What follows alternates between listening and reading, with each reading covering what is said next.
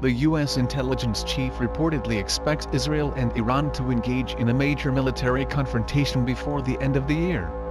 Dennis Blair, the newly appointed head of U.S. intelligence, said Tel Aviv will eventually declare war on Tehran as a last-ditch effort to curb Iran's enrichment capabilities, Israeli Daily Haaretz reported on Saturday, 14 February 2009.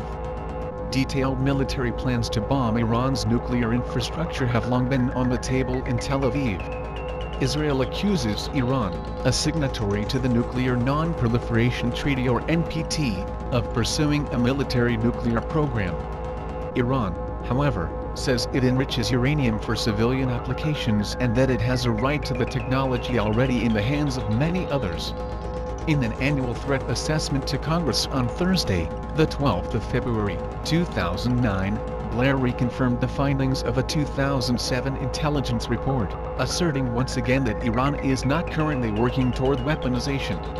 The retired admiral said that while Iran has made progress in enrichment, there is proof that Tehran does not currently have a nuclear weapon, and does not have enough fissile material for one. The National Intelligence Estimate or NIE issued in November 2007 by 16 U.S. intelligence agencies has been an obstacle to Israeli efforts in building a case for war against the Islamic Republic. In a Friday the 13th of February, 2009, interview, former Israeli UN Ambassador Dan Gillerman nevertheless revealed that Tel Aviv is preparing a military offensive against the country. Gillerman explained that Israel could no longer afford to wait for international efforts to bring Iran's enrichment to an end.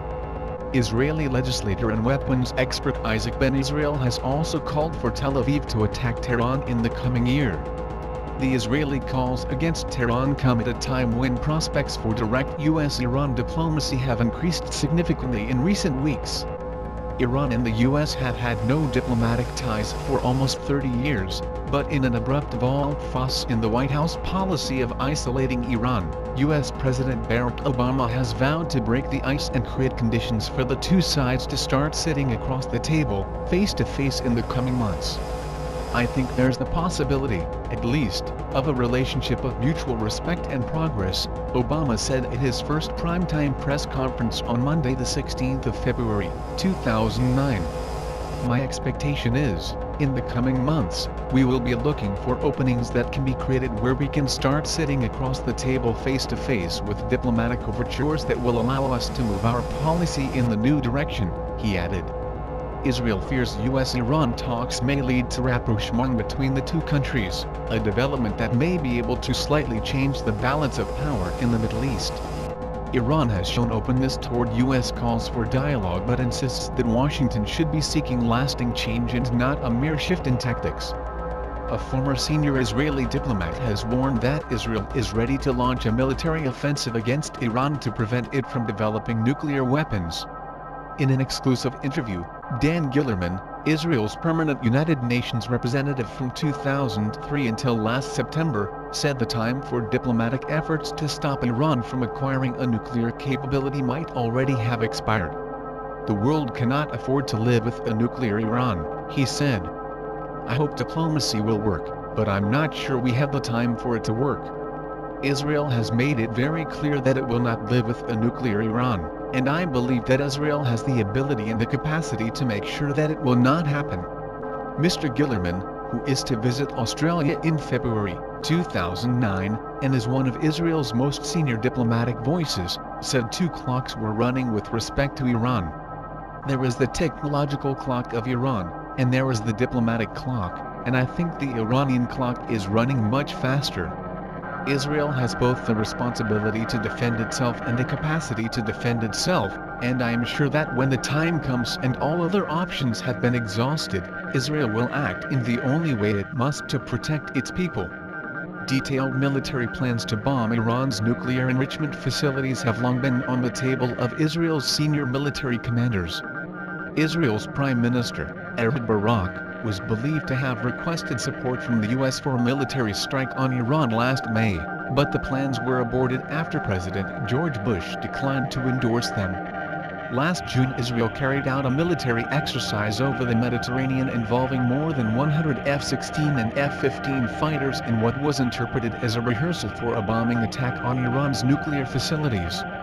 On Tuesday, the 10th of February, 2009, the man most likely to lead Israel's next government, the Likud party leader Benjamin Netanyahu, made a direct reference to Iran in his speech claiming victory in general elections.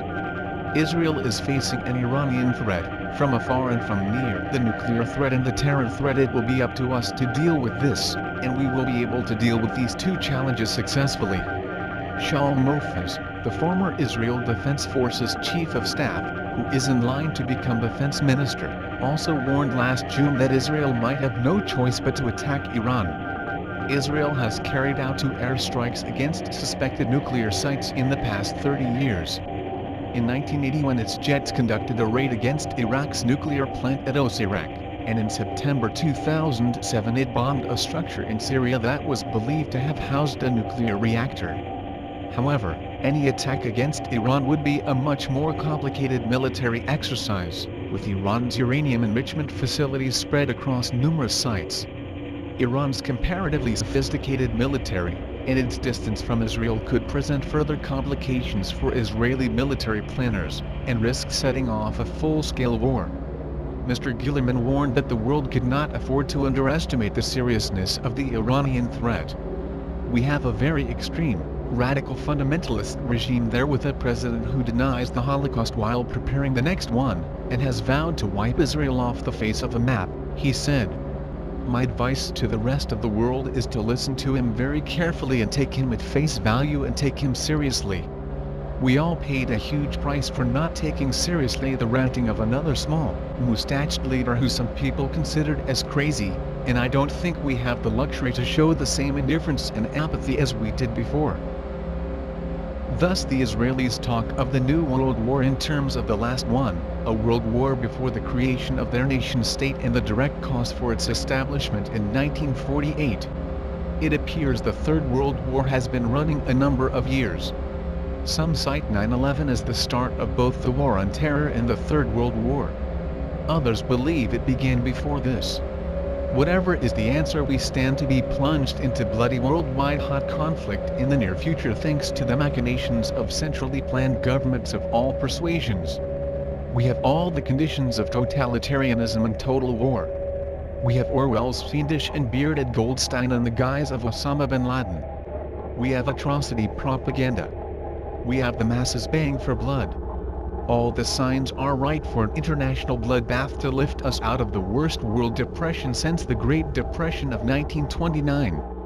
Just as World War II lifted our world economies out of that depression, so too will the engulfing Third World War supposedly resuscitate our broken gears of industry. What does the future hold? The Middle East and Jerusalem have been contested by the 3 great Abrahamic religions since ancient times. However, a close examination of the war since the establishment of the State of Israel in 1948 is instructive.